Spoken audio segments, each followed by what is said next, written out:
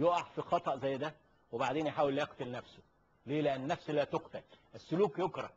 اكره السلوك زي ما انت عايز اكتب، انما ما تكرهش سلوكك. اللي انا عايز نقوله بقى نسلح نفسنا.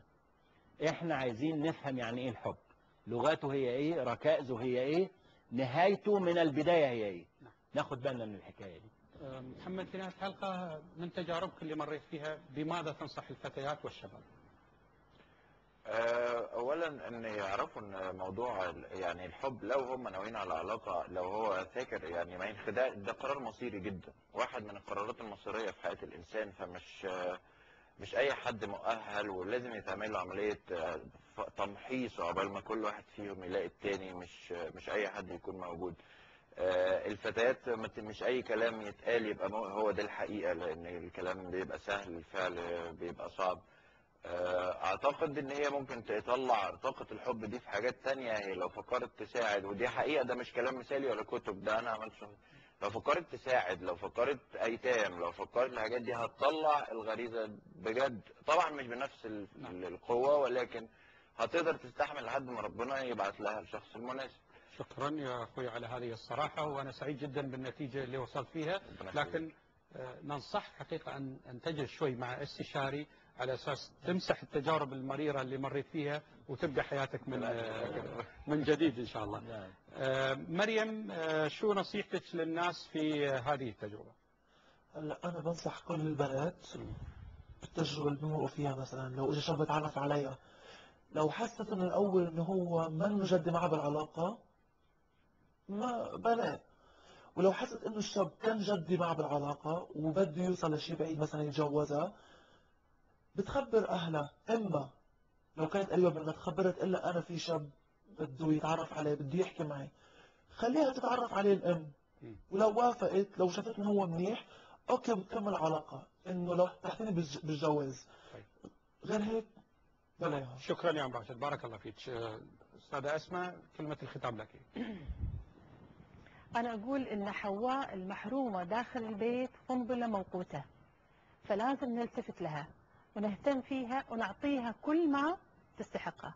رسالتي للشباب أيضا إن هذه الفتاة هي أختك أو بنتك أو أمك أو زوجتك، كما تدين تدان. انتبه، اللي تعمله أنت في مجتمعك في بنات الناس يحدث في بيتك، فلذلك لابد أن احنا ننتبه لنحافظ على هذه الأمور بحيث أن تستقر حياتنا. المراهق في بيته أيضا يعتبر شيء موقوت، يحتاج أن احنا نحتضنه ونهتم فيه. المصارحة داخل الأسرة أمر وايد مهم، يا ريت يحبذ. نقطة أخيرة، أن الأم تكون قريبة من البنت وتبين لها معايير اختيار الشاب للمستقبل. شكرا لكم يا جماعة على وجودكم معنا في الاستوديو. أعتقد الحوار كان جدا شيق وودنا أنه ما ينتهي، والدليل كثرة الرسائل التي وردت للبرنامج. موضوع الحب لن ينتهي إلى قيام الساعة، لكن حقيقة الحب اللي نحن نتكلم عنه هو حاجة سامية جدا. اللي استفدناه من هذه الحلقة من تجارب الناس يا جماعة، لا تعذبون أنفسكم بالحب إذا أنتم مش قادرين على أن تخوضوا تجربة الزواج، لأن الحب عذاب بمعنى الكلمة.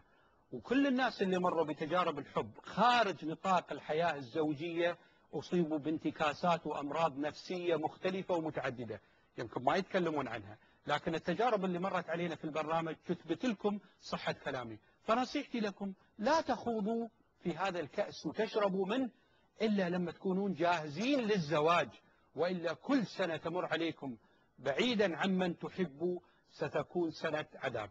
خطوتنا في هذه الحلقة تقول لكم: حبيبك من يحميك ويرعاك ولا يتجاوز حدوده معك. هذا هو الحبيب الذي نتمناه للناس جميعا، الإنسان المخلص الذي يرعى ويهتم. والحب ليس مجرد كلمات وشعارات، وإنما هو واقع يعيشه الإنسان في حياته الزوجية. هذه الكلمة التي استبدلها الله سبحانه وتعالى بكلمة مودة، هذه الكلمة نتمنى أن نعيشها جميعا. نيابة عن فريق العمل أشكركم وأتمنى لكم حياة ملأة بالحب والسعادة، والسلام عليكم ورحمة الله وبركاته.